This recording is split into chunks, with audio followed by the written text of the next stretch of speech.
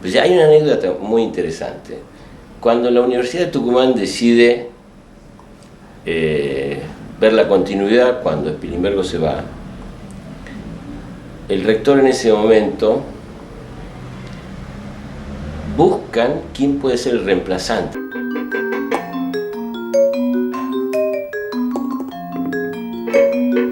Entonces, hay una anécdota que es genial. Le mandan una carta a Picasso para invitarlo a Picasso a ser el director de la parte de pintura de Tucumán.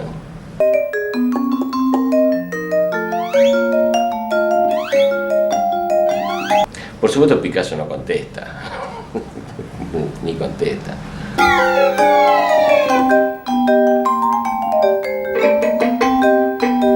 Luego buscan a otro pintor importante italiano en ese momento, pero estaban buscando, es decir, lo interesante es ver la dimensión, la envergadura de la universidad en ese momento. Estaban buscando a los mejores pintores del mundo.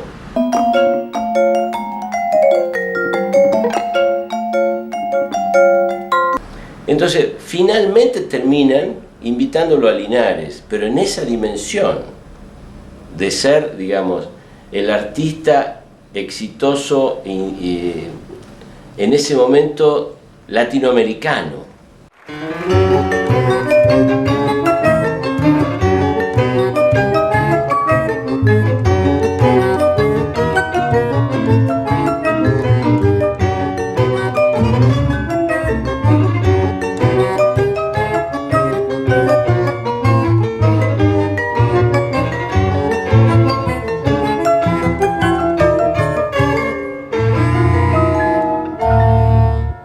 Viene a Tucumán Linares, le ofrecen la cátedra de pintura, él la acepta, le ofrecen la dirección de lo que en ese momento era el Departamento de Artes Plásticas, hoy Facultad de Artes. Y él dice, no, a mí me interesa enseñar pintura, me interesa la parte de la pintura.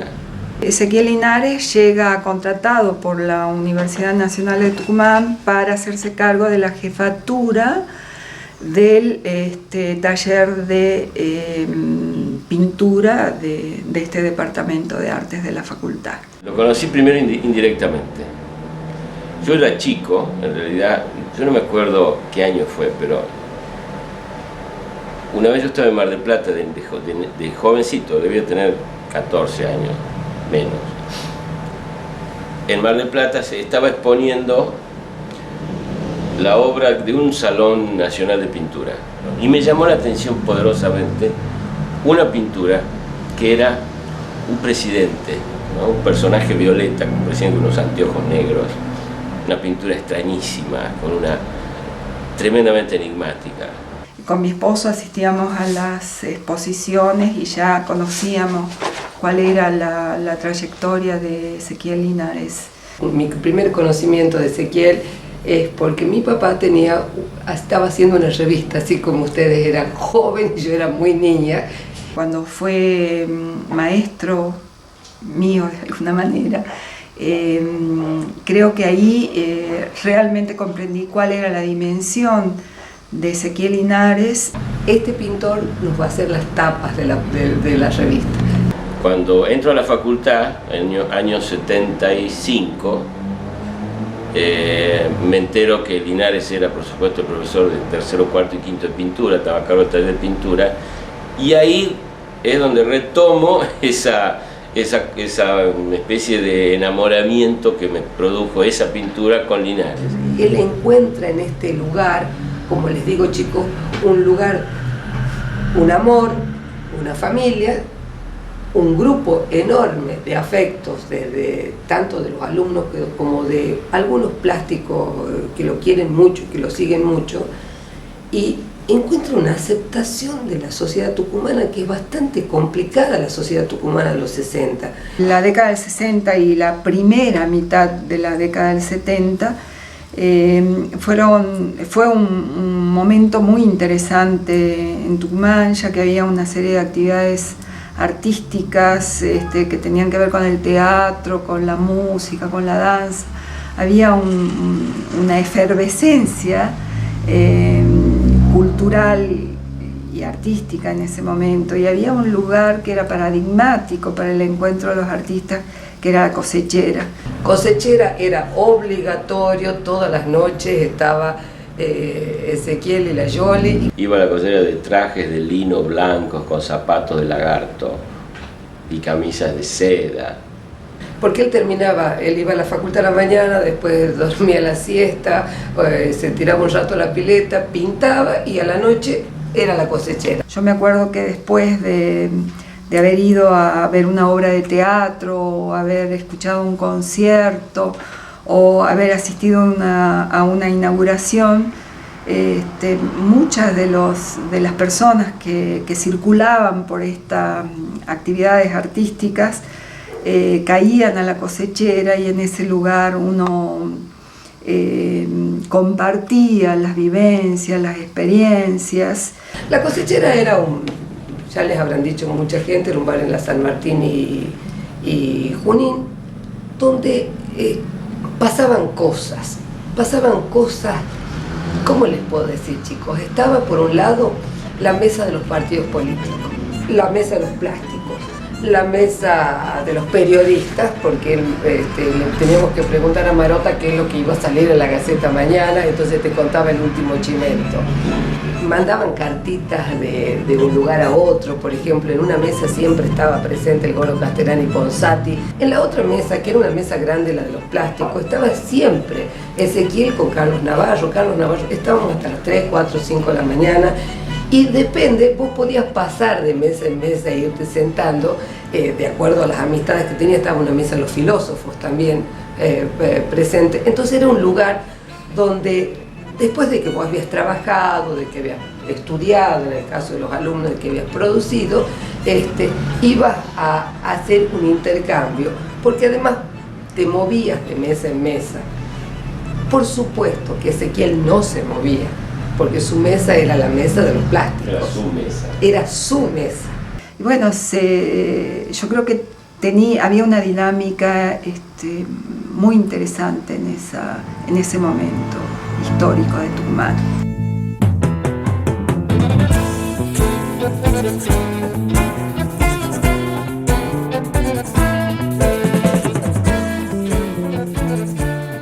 Linares era un tipo increíblemente polifacético. Primero era un tipo que tenía una cultura infernal, un tipo que había leído muchísimo, pasó toda su vida leyendo y tenía como una especie de regreso siempre a los mismos libros, ¿no? Linares leyó durante muchísimos años los cuentos de Sherezada. Permanentemente los velos de Sherezada nos envolvían siempre. Linares hablaba todo el tiempo de Las Mil y una Noche, estaba fascinado con ese libro, ¿no? Entonces constantemente remitía, pero además lo volvía a leer, volvía sobre sus viejos libros y sobre todo esta anécdota que contamos con la Pacha de Sherezada y Las Mil y una Noche, ¿no? Ya que el padre de Linares tenía una muy buena biblioteca, era un amante de la poesía, y en la casa había un clima cultural y artístico que él lo había mamado desde niño, podríamos decir. O sea, el tipo leía muchísimo, pero además leía muchísimo y repetía lo que leía, o sea, volvía y releía y comentaba constantemente. Por eso era cuando el tipo enseñaba en la facultad, cuando enseñaba a los alumnos, se remitía constantemente a la literatura. Más el boom de la literatura latinoamericana en la década del 60, que ya empieza a tener su importancia y su difusión, especialmente la obra de García Márquez, que él admira. Y fundamentalmente, chicos, de lo que me acuerdo, literatura latinoamericana. Había leído absolutamente todo. Y entonces uno de los libros que releía era este de la Fermina Daza y Florentino Ariza, El amor en los tiempos del cólera, que le parecía fantástico. Que siempre había algo que lo remitía a algún cuento, y algún cuento siempre le servía para dar una respuesta. Y que creo que le nutre también para su producción. Que él siente como que la pintura latinoamericana va a la saga o va por atrás de la literatura. Que el gran boom de los años 70, de lo que él es la literatura, y que él ayuda con una narrativa.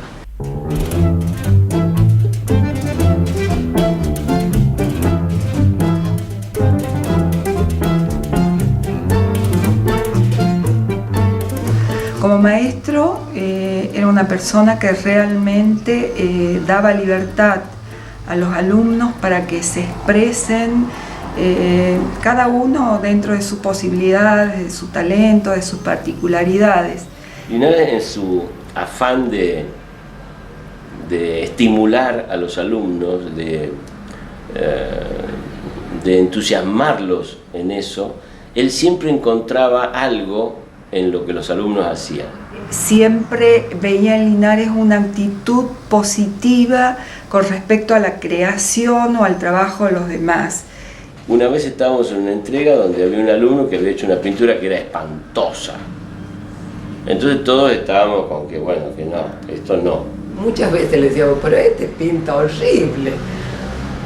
No, miren, y siempre le encontraba algo positivo. Y Nena decía, no, pero en este pedacito, así, que era 1 centímetro cuadrado de una pintura de 2 metros por 2 metros, ese centímetro cuadrado, ahí estaba la pintura. Cuando él veía un trabajo de algún alumno, especialmente en el taller, ponderaba algún aspecto de esa producción.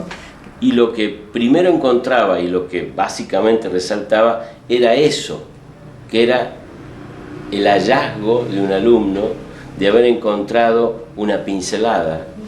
Supongamos una línea, o una transparencia. Los efectos de luces y sombras que podía conseguir ese alumno.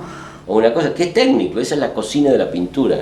Destacaba lo positivo, o lo que él veía como positivo en ese trabajo, y alentaba al alumno que siga en esa línea. Entonces el alumno enganchaba la pintura a partir de ese hallazgo, que era el que Linares señalaba. No, me dice, mira, tiene este potencial, hay que ir por acá. Es decir, había una actitud absolutamente positiva, por eso mismo uno le dice maestro. Entonces el tipo que estaba escuchando eso y entendía de qué se trataba, porque cuando vos haces eso sabés de qué se trata, de ese centímetro desarrollaba después toda su obra, ¿entendés? O sea, ahí estaba, digamos, la esencia de lo que era Linares como maestro. Es decir, él vive, y en los cuadernos habla, vive admirando hacia la naturaleza, hacia la vida, a los hijos, a las cosas, admirando a sus alumnos. Entonces yo le decía, pero Ezequiel, los alumnos no estudian, no leen. Linares le decía a los alumnos, tienen que ir al cine, tienen que ir al teatro, tienen que ir a ver muestras, tienen que leer, y después tienen que pintar. Pacha, no ven los alumnos, ni leen, pero crean. Entonces te daba todo un entusiasmo hacia la vida. Linares decía eso, no se puede enseñar más que el entusiasmo de los alumnos. O sea, si un alumno o un discípulo tomaba el entusiasmo que él tenía para su obra, estaba resuelto el tema pedagógico. Él habla mucho de la admiración, habla mucho del entusiasmo, de una admiración ante las cosas de la vida. O sea, Linares lo que enseñaba era primero una cuestión ética con el arte, después una cuestión estética. Entonces para él era muy, muy importante la relación con los chicos. Porque yo creo que Linares no era un profesor, era un maestro. Porque los maestros en realidad enseñan a vivir y los profesores enseñan una ciencia o un tema. Esa es la diferencia.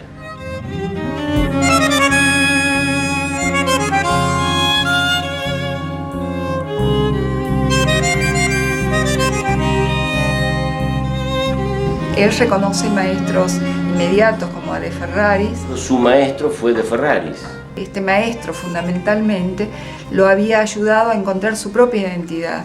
Y eso es lo que toma Linares de Ferrari. Y con respecto al pasado, creo que Linares reconoce entre sus maestros, por ejemplo, a Picasso, podríamos decir que ha sido esa figura emblemática del siglo XX.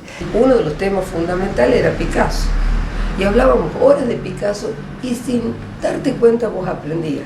Pero incluso reconoce como maestros a autores mucho más, que están mucho más allá en el tiempo, como a Goya. Una de las pinturas que hace cuando va saliendo del pop y va entrando en el segundo periodo son los fusilamientos, que son pinturas que se remiten a la pintura de Goya, a los fusilamientos de Goya, pero que tienen relación con lo que sucede en Argentina.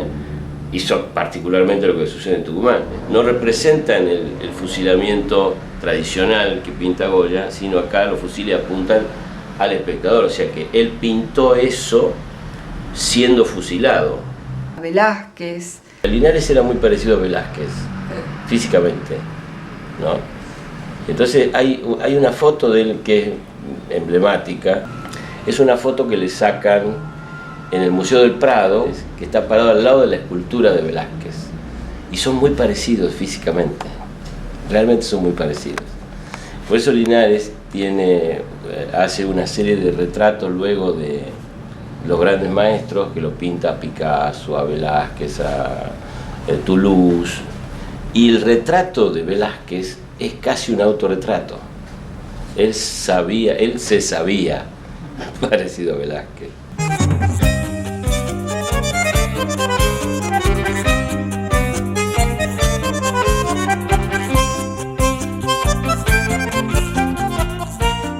Fue muy exitoso en Buenos Aires en su primera etapa. Un pintor que viene de Buenos Aires, que tiene otra dinámica muy rica, por supuesto, y que la va a poner en pintura, que es la temática del tango, de los barrios, de la vida de Buenos Aires, que ha sido también muy fuerte en la obra de Linares. Otro de los temas era el tango. El maestro Chipuli, con el maestro Chipuli hablaban horas de los tangos. Era un enfermo del tango. Chipuli y Linares, cuando se reunían a charlar y hablar de tango, realmente era como una competencia de sabiduría, de saberes, de conocimientos y de sensaciones que se comunicaban y se retroalimentaban mutuamente. En España hace una buena producción de la serie del tango. Cuando ustedes ven el desarrollo de la obra de Linares, el tango es un tema recurrente. A veces como música y a veces como la anécdota del tango. Por eso pinta a todos los personajes del tango, ¿no? Y los billares y esos bodegones que hace, que en realidad tienen que ver con el tango. Porque la obra de Linares se mueve como en dos aspectos, ¿no? En dos niveles. Es decir, hay un aspecto, digamos, político, social, y hay un aspecto íntimo, personal. ¿Entendés? Cuando Linares pinta a las prostitutas de la calle Suipacha, también está hablando de una especie de estética que él también le gustaba.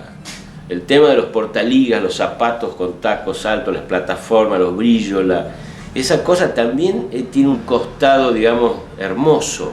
O sea que no es solamente esta cosa social, sino también este perfil íntimo, personal, inacible, ¿no? Linares se convierte en un referente importante para los jóvenes artistas y para el medio artístico de Tucumán a partir del momento que él llega. Cuando Linares viene a Tucumán, viene siendo un pintor abstracto. Viene con esa experiencia del Grupo Sur de carácter informalista. Y viene de Brasil, de la Bienal de Brasil, un pintor exitoso con una imagen exitosa pero abstracta. Que era lo que nosotros siempre le dijimos, que en Tucumán, en realidad la voluptuosidad de Tucumán lo transformó en figurativo, ¿no? Y en neofigurativo. Es decir, Linares descubre Tucumán y viceversa a partir de esa voluptuosidad, me parece a mí, ¿no?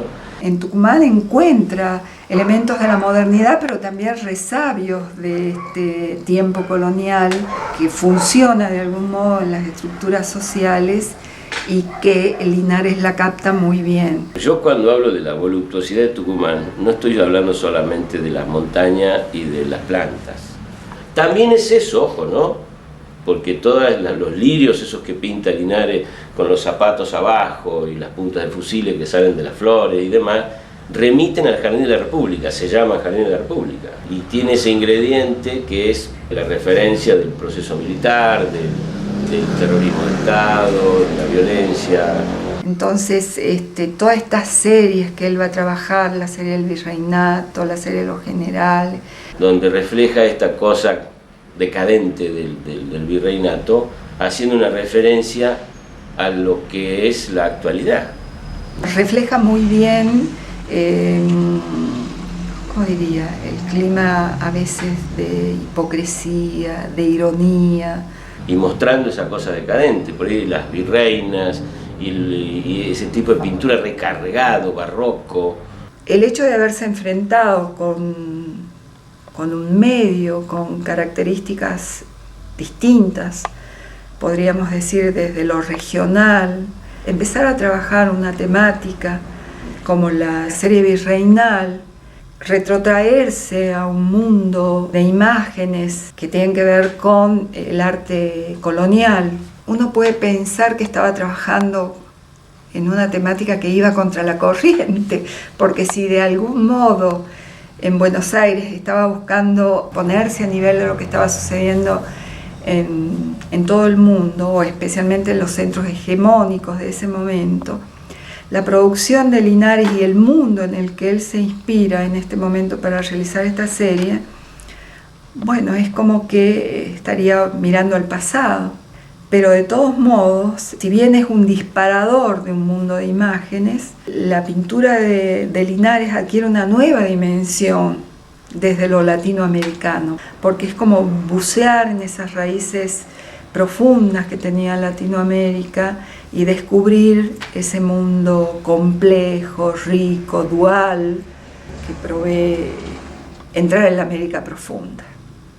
Hace el primer virreinato, ¿no?, con óleo, una pintura texturada, bien así, muy rica, y luego se va al pop. Tiene una etapa, digamos, ya entrando en los 60, se va al pop art. En esa época estaba haciendo toda la serie del circo, estaban todos los soles, porque estaba toda la parte pop todavía. Y Ezequiel me ofrece la paleta llena de colores, me dice, pinta lo que quieras. Entonces yo quedo así como muy impactada. Y ahí eso coincide con el pop, es decir, coincide con los soles, con los caballos, y de ahí pasa a esta serie de los presidentes, ¿no?, que tiene esa cosa de los violetas. Si ustedes se ponen a ver la obra de Linares, hay un giro al violeta, porque hay un detalle interesante. Linares en un momento dado pasa del óleo al acrílico, que es un nuevo material que aparece en ese momento, con prestaciones fantásticas, porque tiene una gama de colores infernales.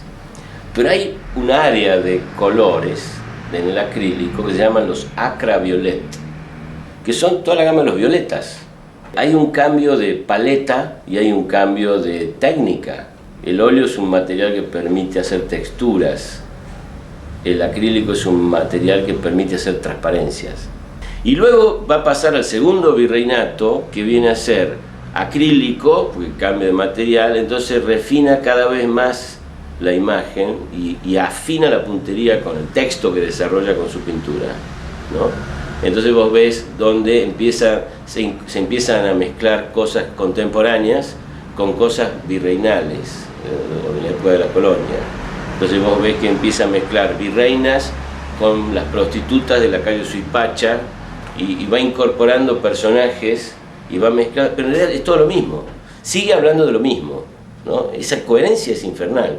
Linares no va a buscar la tradición, sino que va a buscar una mirada crítica de esa tradición. Sigue mostrando esa decadencia, la decadencia política en Latinoamérica, esta cosa de lo que vivimos en Latinoamérica, ¿no?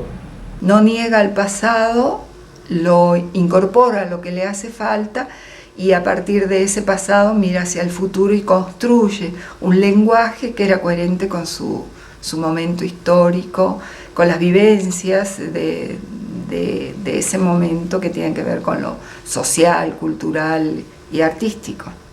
Entonces Tucumán, por un lado, se transforma a partir de Linares, porque Tucumán entra, muchos de los pintores tucumanos, de alguna forma encontramos la neofiguración a partir de Linares. ¿Entendés? O sea que no es solamente el tema, también es una manera. Entonces es una huella que es muy importante. O sea, hablar de la pintura de Tucumán es hablar de Linares. Linares no pintó hasta su muerte, que esa es otra cosa también emblemática. Linares pinta hasta que se muere su hijo. Muere su hijo Joaquín y Linares realmente deja de pintar.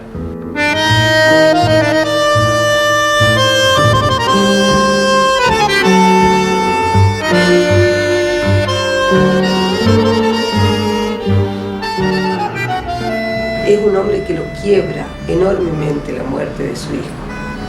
Yo vi como un quiebre en su historia, en su vida, a partir de este trágico acontecimiento. Lo quiebra tanto que no lo deja volver a pintar.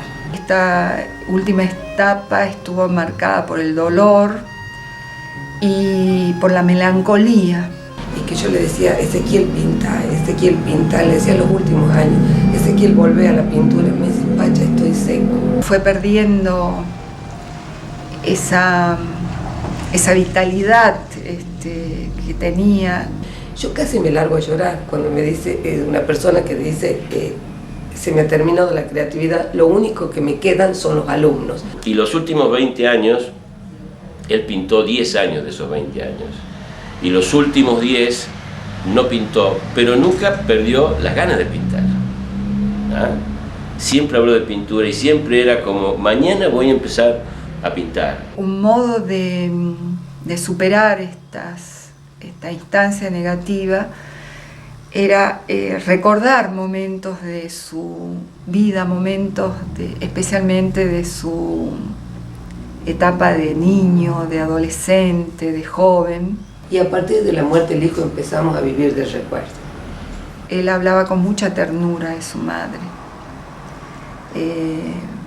y de su padre, que ha sido una figura realmente importante, creo yo, en su elección y en el modo de mirar el mundo que tenía Linares.